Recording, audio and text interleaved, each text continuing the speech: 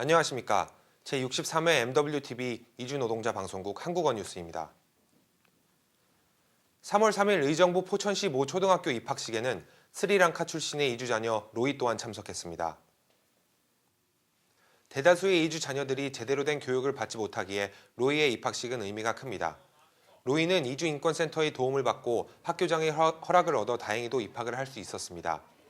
언어 소통이나 한국 아이들과의 적응 문제를 들며 이주 자녀의 입학을 거부하는 학교들이 많은 현실에서 로이의 입학은 행운입니다. 그러나 10,000명에 가까운 이주 자녀들은 여전히 제대로 된 교육을 받기 어렵습니다. 특히 단속 추방될 위험이 있는 미등록 노동자 자녀들의 교육권 문제는 더욱 심각합니다.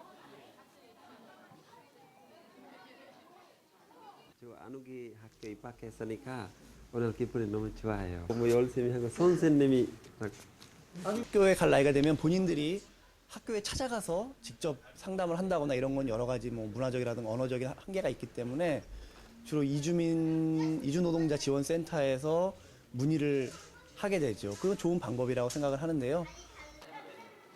입학식에서 로이는 한국인 친구들과 함께 환하게 웃고 있었습니다. 그러나 6년 뒤 로이가 받을 수 있는 것은 한국 친구들 손에 들린 졸업장이 아니라 수료증일 뿐입니다. 하루속히 이주 자녀들의 교육권이 보장되어 로이가 장래희망인 선생님이 되는 날이 오길 바라봅니다. 3월 8일 세계 여성의 날이 100주년을 맞았습니다. 1908년 3월 8일 미국 섬유 여성 노동자 수만 명이 빵과 선거 참정권을 요구하며 가두 시위를 벌였습니다. 이날을 기념하며 시작된 세계 여성의 날은 전 여성들의 권리와 평등을 요구하는 행사로 자리 잡아 왔습니다. 이날 국내 여성, 노동, 인권, 시민단체들은 2시 기념식을 가진 후 시청 주변을 돌며 행진과 퍼포먼스를 진행했습니다. 다양성이 인정되는 공동체라는 의미를 지닌 이주 여성들이 그림이 전시된 퍼레이드카는 사람들의 눈길을 끌었습니다. 또한 이주 여성 노동자들은 이주 싸움 정당성을 홍보하고 각국의 음식을 나눠 먹는 행사를 가지기도 했습니다. 산파 여성대회에 참가하는 게 정말 좋았고 많은 사람이 나와서도 정말 좋았고 재미있었어요. 같은 날 중국, 몽골 등 여러 나라에서도 휴일을 보내거나 행사를 하며 여성의 날을 기념했습니다. 부평 GM대우의 비정규직 노동자가 일방적인 해고에 맞서 65일간의 고공농성을 벌이다 지난달 29일 건강악화로 인해 병원으로 후송되는 일이 있었습니다. GM대우는 지난해 조합원 35명을 해고하고 조합원이 가장 많았던 스피드 파워월드 하청을 폐업하였습니다. 9월 비정규직 노동조합이 만들어진 후 자행된 노동조합 탄압의 일환이었습니다.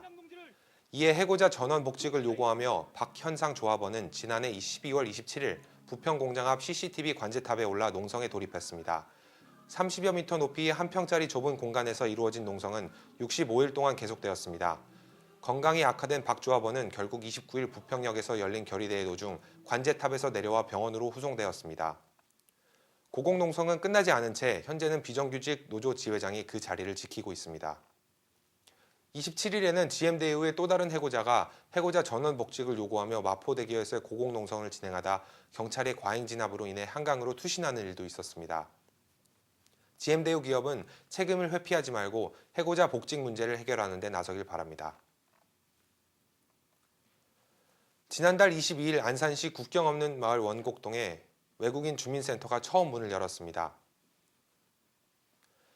또한 안산시청은 국경 없는 마을의 중심로인 신흥길을 걷고 싶은 거리로 지정 도로와 조명을 정비하겠다는 계획을 밝혔습니다.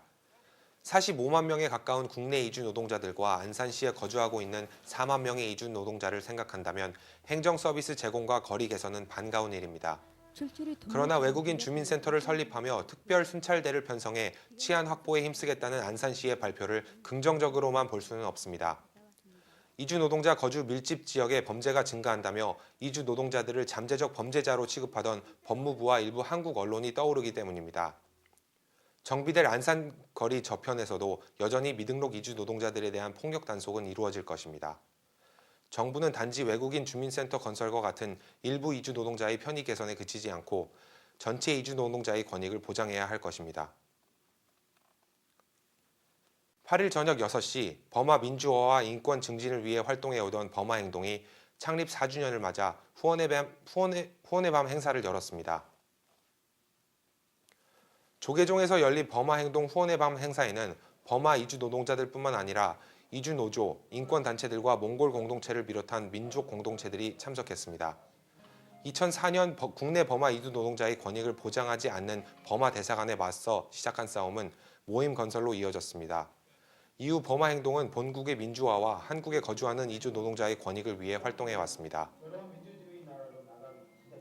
도와주셨던 분들한테 감사의 마음 표현하지 못해서 한번 모아서 감사의 마음도 전달하고, 또한 버마의 상황이 너무 안 좋아서 한번 모아서 고민해보는 자리도 이기도 하고, 또 하나가 너무나 지쳐서 활동하기에 너무나 힘들어하고 있는 우리 모든 회원들한테 함께 있는 분들을 보여주면서 앞으로 힘찬 투쟁을 계속 하자고 그런 의미를 담아서 오늘의 행사를 했습니다. 이날 후원의 밤 행사에 참가하는 이주 노동자들과 한국인들은 버마 행동의 활동 영상을 보고 민중가수 제야제, S2N 등의 공연을 즐기며 의미 있는 시간을 가졌습니다. 29일 7시 안산시 도일시장 부근에서 봉고차가 출근 중이던 네팔 이주 노동자를 치고 달아난 뺑소니 사건이 있었습니다.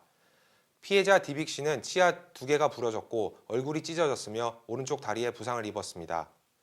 심각한 부상은 아니었으나 디빅 씨는 미등록이라는 신분으로 인해 신고조차 할 수 없어 병원비를 홀로 부담해야 했습니다. 다행히 친구들이 돈을 모아 100만 원 가량의 병원비는 마련했습니다. 미등록이라는 신분으로 인해 피해를 입고도 어디에도 호소조차 하지 못하는 많은 이주 노동자들의 안타까운 처지를 다시금 깨닫게 해주는 사건이었습니다. 3월 15일 이주 노동조합이 연대의 밤을 갔습니다. 이주 노동자에게 힘을 주는 날이라는 취지의 이 행사는 5시 용산 철도 웨딩홀에서 열립니다. 이상으로 제63회 MWTV 이주 노동자 한국어 뉴스를 모두 마치겠습니다. 이 뉴스는 인터넷을 통해 다시 보실 수 있습니다.